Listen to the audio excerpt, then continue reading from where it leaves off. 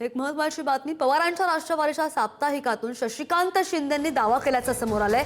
विलीनीकरणानंतर पक्षाचं सर्व नेतृत्व अजित पवारांकडे होतं। विलीनीकरणानंतर नेतृत्व अजित पवारांकडे देणार होतो। शरद पवारांच्या राष्ट्रवादीच्या साप्ताहिकामधून शशिकांत शिंदेंनी असा लेख लिहिलेला आहे। शरद पवारांच्या राष्ट्रवादीचे प्रदेशाध्यक्ष शशिकांत शिंदे यांच्या लेखामुळे एकच खळबळ सुद्धा उडालेली आहे। राष्ट्रवादी काँग्रेस पक्षाच्या साप्ताहिकामध्ये शशिकांत शिंदे यांनी लेखामधून ही भूमिका मांडली आहे।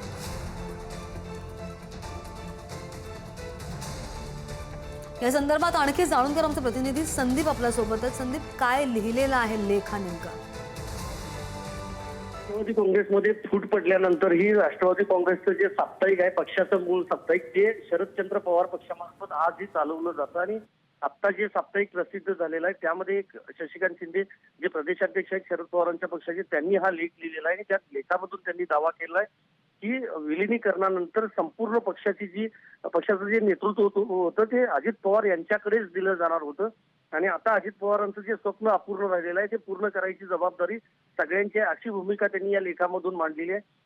काही वेळापूर्वी पुढारी न्यूजने त्यांच्याशी संपर्क साधण्याचा प्रयत्न केला, मात्र त्यांनी ऑन कॅमेरा बोलायला या सगळ्या संदर्भात नकार दिलाय। माझी जी काही भूमिका होती ती मी या लेखामधून मांडलेली आहे, त्यामुळे माध्यमांसमोर पुन्हा आता या संदर्भात बोलायची गरज नाही असं देखील त्यांनी म्हटलंय।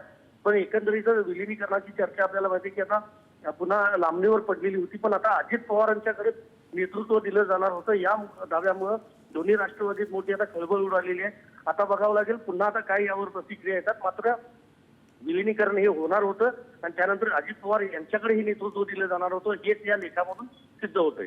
बरेच मोठमोठे दावे केले जातात या संदर्भात। धन्यवाद संदीप दिलेल्या सगळ्या माहितीसाठी। विलिनीकरणानंतर राष्ट्रवादीचं नेतृत्व अजित पवारांकडे देणार होतो। शरद पवारांच्या राष्ट्रवादीच्या साप्ताहिकामधून शशिकांत शिंदेंचा असा लेख समोर आलेला आहे।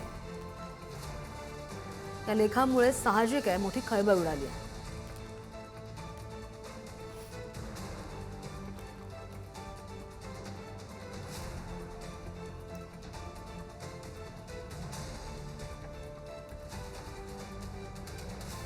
Thank you.